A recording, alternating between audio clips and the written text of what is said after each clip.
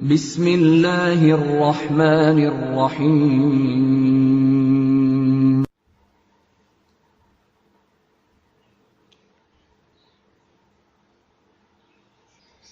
Bismillahirrahmanirrahim. Assalamu alaikum. Welcome back to BPSC and FPSC Math Center. Today we will discuss about exercise 1.2 of FSC part 2. Second year की exercise 1.2 है। 1.1 exercise आप जानते हैं कि मैं पहले सारी करवा चुकी हूँ। एक्सरसाइज 1.2 का स्टार्ट है। इसका क्वेश्चन नंबर 1 देखेंगे तो क्वेश्चन नंबर 1 में क्या कहा गया कि real valued functions F and G, हमारे पास जो फंक्शन एफ है, जी है, वो रियल वैल्यूड फंक्शंस है।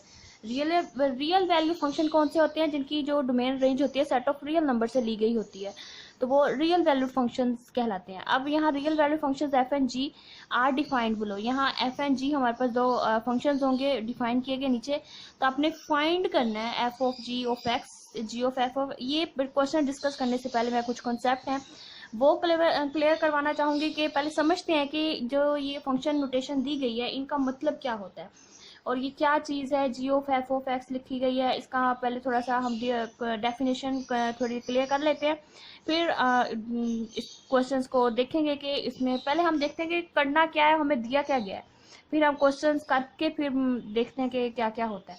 ठीक है, पहले हम इसका डेफिनेशन थोड़ी सी क्लियर कर लेते हैं, तो कॉन्सेप्ट थोड़े क्लियर करते हैं, फिर क्वेश्चंस पे आते हैं। डायरेक्ट क्वेश्चंस पे आएंगे तो फिर समझ भी नहीं आएगी। पहले हम थोड़ा कॉन्सेप्ट क्लियर करते हैं, फिर ये करते हैं। देखिए कि आज हम पढ़ेंगे कंपोजिशन ऑफ फंक्शंस। कहते हैं जब फंक्शन किसी फंक्शन पे अप्लाई होता है ना, मतलब उसे कहते हैं कंपोजिशन ऑफ फंक्शन। फंक्शंस का जो आपस में ऑपरेशन होता है वो कंपोजिशन ऑफ फंक्शंस होता है। जिस तरह हम प्लस माइनस करते हैं ना, दो नंबर्स का प्लस माइनस करें तो एक नया नंबर आ जाता है। ये प्लस एक ऑपरेशन है, ऑपरेट करता है 2+2, मतलब 2 को 2 में प्लस करो तो क्या आता है, 4 आता है। तो इसी तरह मतलब प्लस एक ऑपरेशन होता है जी, ये नंबर्स पे अप्लाई होता है, प्लस माइनस या फिर कर ले डिवीजन, सब्ट्रैक्शन, मल्टीप्लिकेशन, एडिशन, ये सारे ऑपरेशंस होते हैं। लेकिन फंक्शंस के जो ऑपरेशंस होते हैं वो कंपोजिशन ऑफ फंक्शंस कहते हैं कि फंक्शन पे जब कोई अनदर फंक्शन अप्लाई होता है उसे कहते हैं कंपोजिशन ऑफ फंक्शंस है। ये ऑपरेशन ही है जो फंक्शन का फंक्शन पे ही अप्लाई होता है। किस तरह के, फॉर एग्जाम्पल मेरे पास एक सेट एक्स है, एक सेट वाई है और एक सेट जी है। सेट है मेरे पास 3 सेट है, ये सेट ऑफ रियल नंबर्स में से ही है क्योंकि रियल वैल्यू फंक्शंस है। एक्स वाई जी मेरे पास 3 सेट्स हैं। ठीक है, अब एक्स के जो एलिमेंट्स हैं, कैपिटल एक्स सेट के एलिमेंट, उसके जो एलिमेंट्स होंगे वो स्मॉल एक्स सपोज कर लें, और सेट वाई के जो एलिमेंट्स होंगे वो स्मॉल वाई सपोज कर लें, और सेट जी के जो एलिमेंट्स होंगे वो स्मॉल जी उसको सपोज कर लें। ठीक है, और ये एक मैपिंग डिफाइन है एक्स टू वाई, उस मैपिंग का नाम है F. F is a function from x to Y and ji is a function from Y to Z, मतलब एक फंक्शन जी है जो वाई से जी की तरफ है, और F is a function from x to Y, ये एक्स से वाई की तरफ है और वाई का ये जी की तरफ है। हम इसको कैसे लिखेंगे? पहले ये एक्सरसाइज 1.1 में डोमेन रेंज सारा कर चुके हैं कि एफ ऑफ एक्स फिर से लिखेंगे कि एफ पे जब एक्स पे अप्लाई होता है तो एलिमेंट्स वाई के आते हैं, f of x is equal to y फिर से लिख सकते हैं, एफ जिसे लिखेंगे y is a function of F of x, तो मतलब एफ ऑफ एक्स रखेंगे तो वाई आता है। ठीक है, और जी पे क्या करेंगे, G of Y is equal to Z आएगा, G of Y is equal to Z. F of x is equal to Y है, जी of Y is equal to Z है, तो फिर जी ऑफ, अब वाई क्या है, खुद एफ ऑफ एक्स के इक्वल अगर यहाँ हम अप्लाई करें तो G of F of x is equal to Z, तो जी रहेगा लेकिन वाई की जगह हमने एफ ऑफ एक्स लिख दिया यहाँ पे।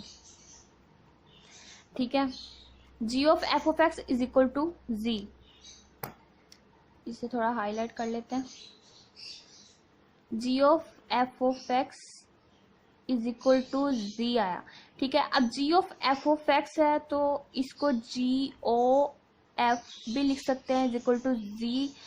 जी तो जी रहेगा लेकिन जी ऑफ एक्स को जी ऑफ एफ लिखें या जी एफ लिखें, बात जी एफ लिखें, ये इससे पढ़ते क्या है, इसी को पढ़ते हैं कंपोजिशन ऑफ फंक्शंस। जब एक फंक्शन पे जी भी एक फंक्शन है, एफ भी एक फंक्शन है, जी ऑफ एफ ऑफ एक्स है, इसे कहेंगे जी कंपोजिशन ऑफ एफ भी है, ये कंपोजिशन ऑफ फंक्शंस है। मतलब जब फंक्शन पे फंक्शन अप्लाई हुआ ना, जी के अंदर पूरा एक फंक्शन, अब यहाँ क्या था, जी के अंदर वाई के एलिमेंट्स आप लगा रहे थे तो जी सेट जी के एलिमेंट्स का आंसर आ रहा था, और एक्स एफ पे जब एक्स के एलिमेंट्स सेट एक्स के एलिमेंट रख रहे थे तो वाई सेट वाई के एलिमेंट्स के आंसर आ रहे थे। ठीक है, और यहाँ पे हम क्या करें कि फंक्शन के अंदर एक अनदर फंक्शन रख रहे हैं तो हमारे पास एक जो एलिमेंट्स हैं वो जी के आ रहे हैं। ठीक है, और जी खुद तो ये कंपोजिशन ही इसे ही कहते हैं। जब फंक्शन पे फंक्शन अप्लाई हुआ तो ये कंपोजिशन ऑफ फंक्शन ऐसे इस तरह से भी डिनोट किया जाता है, जी ऑफ एफ से भी डिनोट करते हैं, जी एफ से भी डिनोट किया जाता है। ये इनकी नोटेशंस है कंपोजिशन ऑफ फंक्शंस की। क्या है कि यही मैंने चीज़ इधर लिखी है जो मैंने इधर आपको ग्राफिकली बताई है कि f is a function from x to Y and g is a function from Y to g. Be two function F and g be two function है, और एफ को फंक्शन है जो एक्स से वाई की तरफ डिफाइन है, और जी फंक्शन है वाई टू जी की तरफ अगर डिफाइन है। तो देन क्या है composition of function F and G की जो कंपोजिशन होगी वो भी एक फंक्शन ही होगा। और इसका जो आंसर होता है फंक्शन पे जब फंक्शन अप्लाई होगा तो एक जो आंसर रहेगा वो भी एक फंक्शन ही होगा, is another function. So composition of function F and ji is a function के जी कंपोजिशन एफ जो होगा वो एक्स टू जी की तरफ डिफाइन होगा। जी ऑफ एफ मतलब एफ है एक्स टू वाई और जी है वाई टू जी, और जी ऑफ एफ जो होगा वो एक्स टू जी होगा। आप ये समझ रहे होंगे कि एफ ऑफ जी लिखना था, जी ऑफ एफ क्यों लिखा है। ये देखें जो मैंने अभी कहा कि F is a function from x to Y, Y is a function from Y to Z है। तो फिर मैंने जब इसे एफ पे एक्स अप्लाई किया तो वाई है, F of x is equal to Y है। देन जब वाई पे अप्लाई किया तो G of Y is equal to Z आया। तो इस पर मैंने बना के भी दिखाया जो एक्स टू जी फंक्शन होगा वो जी ऑफ एफ होगा। तो उसको फिर कहेंगे कि G composition F from x to Z. ये जो फंक्शन जी ऑफ एफ है वो एक्स टू जी की तरफ डिफाइन, तो वो जी ऑफ एफ होगा, एफ ऑफ जी नहीं होगा, जी ऑफ एफ होगा। और जी ऑफ एफ जी एफ कभी भी एफ जी के इक्वल नहीं होता, ये इसका इन्वर्स होता है। मतलब आप एक्स टू जी जा रहे हैं तो जी कंपोजिशन एफ कहेंगे, अगर जी टू एक्स जा रहे हैं तो इसका जो जी एफ होगा वो कन्वर्स हो जाएगा एफ जी का। और इसकी जो नोटेशंस क्या होती हैं कंपोजिशन ऑफ फंक्शंस की वो भी थोड़ी सी समझ लेते हैं, क्वेश्चन समझने में नेक्स्ट आसानी होगी। अगर मैं डायरेक्ट क्वेश्चंस करवा देती, ये चीज़ें ना करवाती तो आपको क्वेश्चन समझने में थोड़ी मुश्किल आ सकती थी, लेकिन आई होप अब नहीं आएगी आप, क्योंकि अब समझ चुके हैं पहले कंपोजिशन ऑफ फंक्शंस होता है क्या है, फंक्शन पे फंक्शन अप्लाई करना है और वो कैसे डिनोट किया जाते हैं। और नोटेशंस देख के घबराना नहीं है, अब समझ आ जाएगी, ठीक है। इसकी नोटेशंस क्या होती हैं, कभी जी कंपोजिशन एफ जो मैंने अभी बोला उसका मतलब इसको आप जी एफ भी लिख सकते हैं, और अगर G F not equal to F G भी होता है, और फंक्शन को फंक्शन पे ही अप्लाई भी कर सकते हैं। मतलब एक सेम फंक्शन मतलब एक फंक्शन को उसी अपने पे फंक्शन पे भी अप्लाई कर सकते हैं, उसको एफ स्क्वायर भी लिखते हैं। अब एफ स्क्वायर का ये मतलब नहीं होता जिस तरह 2 का स्क्वायर है तो 2 मल्टीप्लाई 2 करेंगे इक्वल टू 4 आएगा।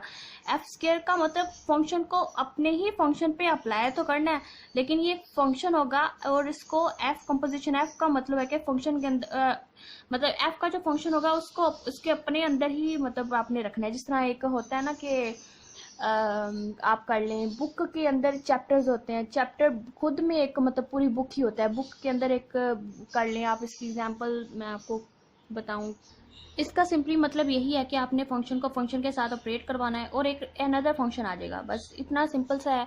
जिस तरह नंबर को नंबर के साथ ऑपरेट करवाते हैं, कि नया नंबर आ जाता है, फंक्शन को फंक्शन के साथ ही ऑपरेट करवाना, एक नया फंक्शन आ जाएगा। और इसी को फंक्शन के साथ ही ऑपरेट करवाना, चाहे वो किसी दूसरे फंक्शन के साथ ऑपरेट करवाया जाए, या उस फंक्शन को अपने ही फंक्शन के साथ ऑपरेट करवाया जाए, वो उसको मतलब फंक्शन की जो ऑपरेशन होता है उसी को कहते हैं composition of function. Question start करते हैं, अब आगे होगी समझ। अब इसकी एक्सरसाइज 1.2 का फर्स्ट क्वेश्चन देखें, कहा गया कि f composition of ji of x आपने फाइंड करनी है। फाइंड करें f of ji of x, मतलब फंक्शन को आपने मतलब ये एफ के अंदर आपने जी को ऑपरेट करवाना है, तो एफ के अंदर आपने जी फंक्शन रखना है। जिस तरह एक बैग है, आप कर लें स्कूल बैग है, स्कूल बैग के अंदर एक अनदर स्कूल बैग आप डाल दें, तो उस बैग को आप मतलब बैग के अंदर अगर बैग है तो आप उसको बैग ही कहेंगे ना, तो आप उसको ये तो नहीं कह सकते वो एक बुक बन गई है। तो बैग के अंदर एक बैग होगा तो वो बैग ही होगा ना। फंक्शन के अंदर एक और फंक्शन ऑपरेट करवाएंगे तो वो एक और फंक्शन बनेगा, लेकिन एक नया फंक्शन बन जाएगा।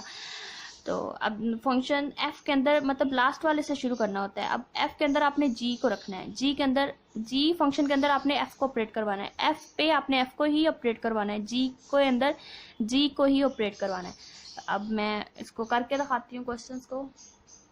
क्वेश्चन को अंडरस्टैंड करने से पहले मैं थोड़ा सा और इसको एक्सप्लेन करना चाहूँगी। मेरे फॉर एग्जांपल कोई function f of x is equal to 2x+1 है, ठीक है। अगर मैं यहाँ x की वैल्यू अगर 2 लूँ तो क्या रखूँगी, इस x जहाँ जहाँ x होगा वहाँ आप 2 रख दूँगी। इधर F of x, F is a function of x, सो वो 2x+1 है, x है तो इधर x है, ठीक है। अगर x अगर मैं 2 ले लूँ तो यहाँ 2 आ जाएगा, यहाँ भी 2 आ जाएगा, तो क्या बनेगा, f of 2 is equal to 2 into 2+1 which is equal to 4+1 which is equal to 5।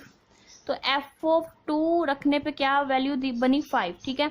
अब यहाँ क्वेश्चन आप देखें कि मेरे पास अगर f of x is equal to 2x+1 है, ये जो फंक्शन दिया गया है F of x is equal to 2x+1 है, जी of x is equal to 3/x-1 है and x not equal to 1। आप ये तो अंडरस्टूड बात है कि x को कभी आप 1 नहीं ले सकते। 1 क्यों नहीं ले सकते, क्योंकि अगर यहाँ 1 रखेंगे, यहाँ x इज इक्वल टू 1 आप लेंगे, उन्होंने कहा नहीं लेना, अगर हम लेते हैं तो क्या होता है, यहाँ 1 -1 करेंगे तो 0 आएगा, something over 0 that is undefined है, हम इसको डिफाइन ही नहीं कर सकते कि किसी भी नंबर को हम 0 पे डिफाइन ही नहीं कर सकते, चाहे ऊपर 3 है, कुछ भी नंबर है, कितना बड़ा कितना छोटा नंबर आ जाए हम उसको 0 पे डिफाइन नहीं कर सकते। इसलिए जो भी कंडीशंस होंगी फ्रैक्शन फॉर्म में तो 7 कंडीशन लगा देंगे कि जहां वो 0 दे रहा होगा वो वैल्यू नहीं लेनी। ये सारी रियल वैल्यू फंक्शन है हमारे पास, ठीक है। अब हमारे पास जो function f of x equal to x+1 है, जी of x is equal to 3/x-1 है, x नॉट इक्वल टू 1, ये तो वैसी कंडीशन लगाई है, तो ये तो अंडरस्टूड बात है। वैसे ना भी देते तो हमें पता होना चाहिए था कि एक्स को कभी 1 के इक्वल नहीं ले सकते, क्योंकि 1 के इक्वल लेंगे तो वो 0 बनेगा which is undefined. So f of ji of x, f composition of g पढ़ लें या f of ji of x पढ़ लें।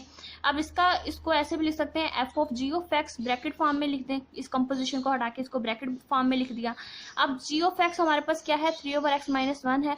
अब जिस तरह मैंने कहा था कि x f of x is equal to x+1 है, एक्स को अगर मैं 2 ले लूँ तो जहां जहां एक्स है वहां 2 लगा देते हैं, ठीक है। अब मैंने एफ ऑफ एक्स अगर 2x+1 है, इस x की जगह मैंने एक वैल्यू नहीं लगाई जिस तरह यहाँ लगाई थी, अब x की जगह पूरा एक मैंने फंक्शन रख दिया, x को रिप्लेस कर दिया इज एनदर फंक्शन, x की जगह पूरा एक फंक्शन आ गया। अब जहां वो x होगा वहां भी तो एक पूरा एक फंक्शन g का फंक्शन ही अप्लाई होगा ना, मतलब x है, x इज इक्वल x है तो x ही है, x 2 है तो यहाँ भी 2 हो गया, यहाँ भी 2 हो गया। देखिए अब एफ ऑफ एक्स 2x+1 है तो मैंने इस x की एफ ऑफ x की जगह मैंने पूरा एक फंक्शन g रख दिया, तो जहाँ x होगा वहाँ पूरा अब g अप्लाई हो जाएगा, तो ये फिर f of ji of x बनेगा और जी ऑफ एक्स खुद 3/x-1 के इक्वल है। अब जहाँ अब x की जगह पूरा अब ये फंक्शन अप्लाई होगा, 2 इंटू 3/x-1 + 1 हो जाएगा, तो 2 इंटू 3/x-1 + 1, ठीक है। अब x की जगह जब फंक्शन रखा यहाँ तो जी ऑफ एक्स से लिखा जाएगा एफ ऑफ जो जी ऑफ एक्स 3/x-1 के इक्वल था। अब जहाँ x है वहाँ आप लिख दें पूरा ये g की वैल्यू 3/x-1 + 1। आप सिंपली इसको कैलकुलेट कर लें और आपका आंसर आ जाएगा, वो भी x में आएगा तो वो एक फंक्शन होगा x का, तो ये इसको कैलकुलेट करें तो 6/x-1 + 1। नेक्स्ट सिंपली इसका एलसीएम ले लें x-1 and 6 + x-1 which is equal to 5 + x/x-1, ठीक है। और ये जो फंक्शन आया 5 + x/x-1 ये किसको इक्वल है, F of ji of x के इक्वल है, F of ji of x. यही हमने फाइंड करना था, उन्होंने कहा था क्या फाइंड करें, f of ji of x. हमने ये फंक्शन लिया और ये कैलकुलेट किया f of ji of x. अब यही दो फंक्शन लेके ये भी कैलकुलेट करना है, ये भी कैलकुलेट करना है, ये भी कैलकुलेट करना है, फिर ये वाला पेयर लेके हमने ये एफ ऑफ जी पहले एफ को जी पे, फिर जी को एफ पे और एफ को एफ पे ही और जी को जी पे ही अप्लाई करके ये जिनका पेयर लेके फाइंड करेंगे, फिर एफ एंड जी का ये पेयर लेके ये चारों करेंगे, फिर ये पेयर लेके फिर ये चारों फंक्शंस करने हैं।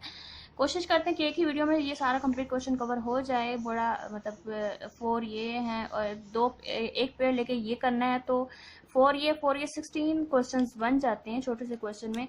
चलें कोशिश करते हैं एक ही वीडियो में कवर हो जाए, देखते हैं कितना होता है, फिर नेक्स्ट पार्ट बना लेंगे इसी वीडियो का। तो अब फंक्शन तो आपको मतलब समझ आ गया, वैसे आप खुद भी कर सकते हैं क्या है फंक्शन को फंक्शन पे ही अप्लाई करना है। ये फंक्शन पे एफ पे मैंने जी अप्लाई किया तो ये आंसर है। और इस तरह अगर मैं जी को एफ पे अप्लाई करती हूँ तो क्या होता है, थोड़ा टाइम बचा लेती हूँ ताकि क्लोज करके वीडियो बनाती हूँ ताकि टाइम बचत हो जाए, आपको समझाना में ज़्यादा टाइम लगे समझाने में। अब इसका सेकंड पार्ट देखें कि पहले हमने एफ के अंदर जी को अप्लाई किया था, जहां एक्स था वहां हमने जी अप्लाई किया। अब जी ऑफ एक्स मतलब जी ऑफ एफ, अब जी पे हमने एफ को ऑपरेट करवाना है। अब यहाँ एक्स है तो इस एफ को इस एक्स की जगह रिप्लेस करना है, और इधर एफ लिखा जाएगा, और इस x की जगह f का जो फंक्शन है 2x+1 वो इस x की जगह पूरा x रिप्लेस हो जाएगा 2x+1 से।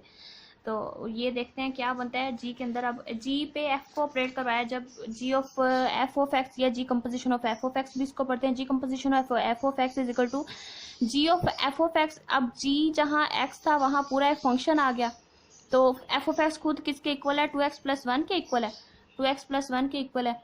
तो g ऑफ 2x+1, अब g के अंदर जब g खुद g ऑफ x खुद जो है वो 3/x-1 के इक्वल है, और अब x को हमने रिप्लेस कर दिया 2x+1 से, जहाँ x है वहाँ अब पूरा x की जगह 2x+1 पूरा आ जाएगा, ठीक है।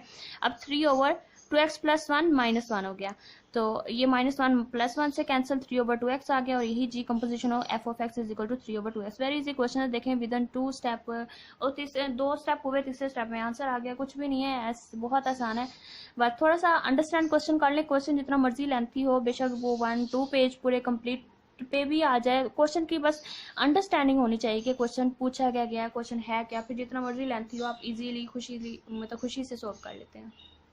नेक्स्ट क्वेश्चन देखिए, हमने f पे g ऑपरेट करवा दिया, g पे f भी ऑपरेट करवा दिया। अब f को f पे ही ऑपरेट करवाना है, मतलब इस f ऑफ x की जगह f of x he operate करवाना। तो देखें क्या होता है कि हमारे पास जो f ऑफ x क्या है, 2x+1 है, f of x is equal to 2x+1 है।